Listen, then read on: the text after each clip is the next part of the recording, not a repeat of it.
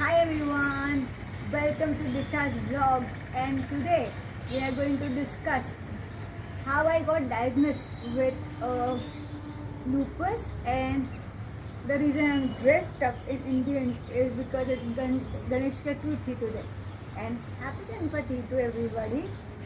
Apart from that, yeah, so do subscribe to my vlog and my channel. Also, please like the vlog if you really like the video. Now let's come back to the topic, that is how I got diagnosed with lupus. So it was never easy journey. Now first of all, what is lupus? Lupus is an autoimmune disorder that is related to your immune system, right?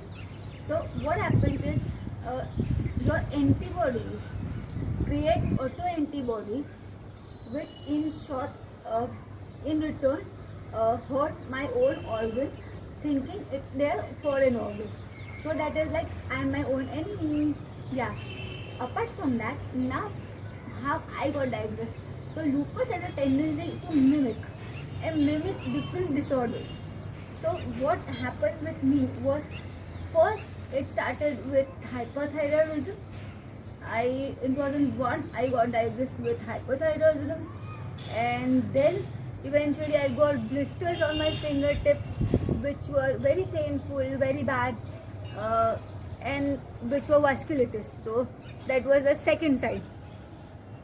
Now, after an year, by 2002, I was tested with allergies because of I had edema on my eyelids, and I had a lot of problems going on with my body which was not detected. So the GP tested that IG test, and it was found that I had allergies to many food items, uh, dog dander, dust, paper dust. I was allergic to lemons. I was allergic to many preservatives and a lot of things. I am not allergic to those things anymore, but yes, that time I was, before I got detected with lupus. So I was treated for the allergies, but still I was not recovering. I was getting bad. It was, not working out sort of thing. So my doctor thought I should meet a rheumatologist. That time Baroda only we had one rheumatologist in my city. So we met her, and she suggested I should go to Mumbai to meet a senior doctor. The problem was my father was not ready for that. He was like, it will be rectified in Baroda itself, and we don't need to go to Mumbai. I really don't know why and what happened and all that, because I don't remember it. Now, back to the story. Uh, it went on, and we just kept on treating the allergies. I started getting numb by January of 2003. That was when I was in 10th grade. So this all started in 8th grade, and by 10th grade, my allergies worsened. I was still swollen up, still a bit fatty, just because of the hypothyroidism. Levels shooted up high, and they were not even going down at that point of time. Then what happened was, I uh, started losing the grip on my speech. I was stammering. I was a bit slow. Like, I used to speak very slow. Yeah. So I can't even do that now, even if I try to, because that was uh, in real very slow, and I did not even realize that. Then there was a point that I started losing my grip by January, February. I started losing my grip at times. So if I had a plate in my hand, suddenly I used to lose it, and it was not deliberate at all. I did not even realize that something is very bad.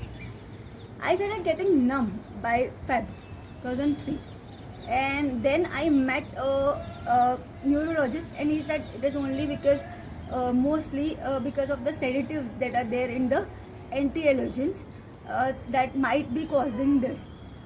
Then there were my boards in March, so I was completely focused on my studies apart from the medications I'm taking, and what I'm suffering was a side part of my life at that time. Then suddenly what happened was, on 21st March 2003, just 4-5 days before my exams, I got a stroke. So there were my final exams from Tuesday, and I got a stroke on Friday, and I got hemiplegia. Plus, I was left side paralyzed, and then they got and the body test done, C3 done, everything done.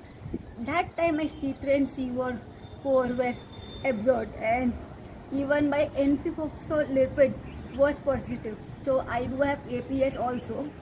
So those two things came up together, that is lupus and APS were detected together.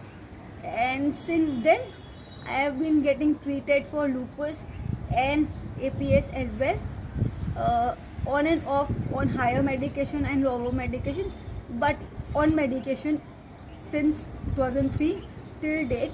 I have not been off medication ever, but yes, I have been healthier compared to what I was before, and that is it. So even if you have any symptoms that you think are weird and your body is not ready to deal with them, and you think something is really bad with your body, go and see a doctor today, because that is very important for you to have a good doctor examining you, so that you know what is going on with your body. I have good doctors, and I'm blessed to have good doctors around me. But I think if you have any issues with your body, do not wait, just go and see a doctor. Okay, stay healthy, stay safe in this COVID situation, especially. Happy life. Stay happy, stay healthy, keep smiling, and that's the only way you can survive. Take care, guys. See you in the next vlog. Until then, bye bye.